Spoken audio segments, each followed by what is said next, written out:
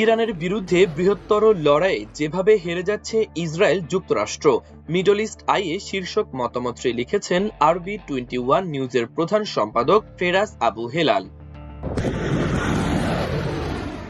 যেহেতু ইরানের বিরুদ্ধে মার্কিন ইসরায়েলি যুদ্ধ সাময়িকভাবে থেমে গেছে, তাই জয় পরাজয়ের প্রশ্নটি প্রচলিত ও সামাজিক গণমাধ্যমের পাশাপাশি রাজনৈতিক আলোচনাতেও বিতর্কের জন্ম দিচ্ছে। ইরানের রাজনীতিবিদ এবং মার্কিন প্রেসিডেন্ট ডোনাল্ড ট্রাম্পের প্রশাসনের গুরুত্বপূর্ণ ব্যক্তিরা বিজয় দাবি করেছেন। সংযুক্ত আরব আমিরাত, যারা প্রতিরক্ষামূলক অবস্থানে ছিল কিন্তু কোনো আক্রমণাত্মক অভিযান চালায়নি, তারাও বিজয় দাবি করেছে। তাহলে এই যুদ্ধে আসলে কে জিতেছে? এই প্রশ্নটি যতটা সহজ মনে হচ্ছে, তার চেয়ে অনেক বেশি জটিল।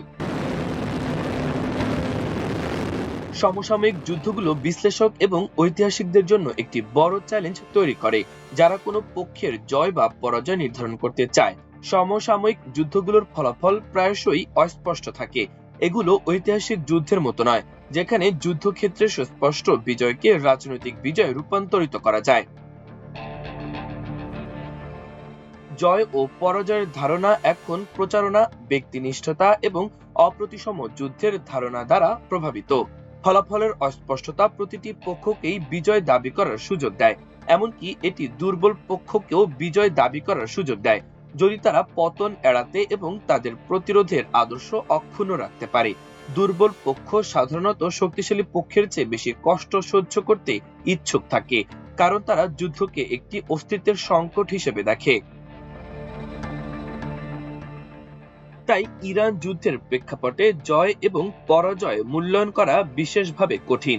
মার্কিন যুক্তরাষ্ট্র এবং ইসরায়েল কৌশলগত বিজয় অর্জন করেছে, কয়েক ডজন ইরানি সামরিক ও রাজনৈতিক নেতাকে হত্যা করেছে এবং দেশটির অবকাঠামোর ব্যাপক ধ্বংসযজ্ঞ ঘটিয়েছে।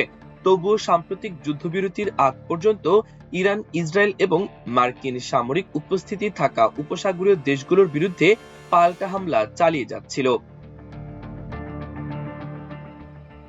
আমেরিকান এবং ইসরায়েলিরা ইরানি প্রতিষ্ঠান, ক্ষেপণাস্ত্র সক্ষমতা এবং পারমাণবিক স্থাপনাগুলোর ওপর চালানো ব্যাপক ক্ষতির দিকে ইঙ্গিত করেছে, কিন্তু ইরান এই বিষয়টি তুলে ধরেছে যে তাদের রাজনৈতিক ব্যবস্থা এবং নিয়ন্ত্রণ ক্ষমতা অক্ষুণ্ণ রয়েছে, এবং একই সাথে তারা হরমুজ প্রণালীর ওপর তাদের নিয়ন্ত্রণ আরো গভীর করেছে।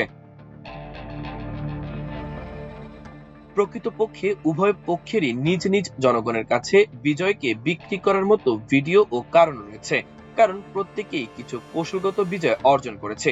তবে রাজনৈতিক বিজয় কে অর্জন করেছে তা মূল্যায়ন করলে মার্কিন যুক্তরাষ্ট্র এবং ইসরায়েলের পক্ষে যায় না।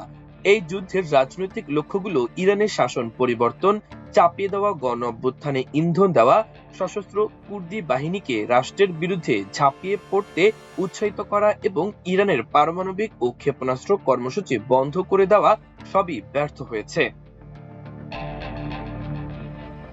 সামরিক সক্ষমতা বিশাল ব্যবধানের কারণে কৌশলগত বিজয় সম্ভব হলেও যে রাজনৈতিক লক্ষ্যগুলো মার্কিন যুক্তরাষ্ট্র ও ইসরায়েলকে এই যুদ্ধ শুরু করতে চালিত করেছিল, তার কোনোটি অর্জিত হয়নি।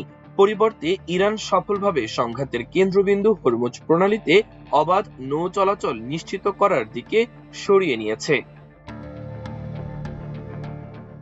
প্রণালী দিয়ে চলাচল নিয়ন্ত্রণের ক্ষমতা ব্যবহার করে শক্তিশালী দর কষাকষির অবস্থানে নিতে সক্ষম হয়েছে, যেটি দেশটিকে 10 দফা পরিকল্পনা নিয়ে পাকিস্তানে বসা আলোচনার প্রভাব ঘটাতে সহায়তা করে।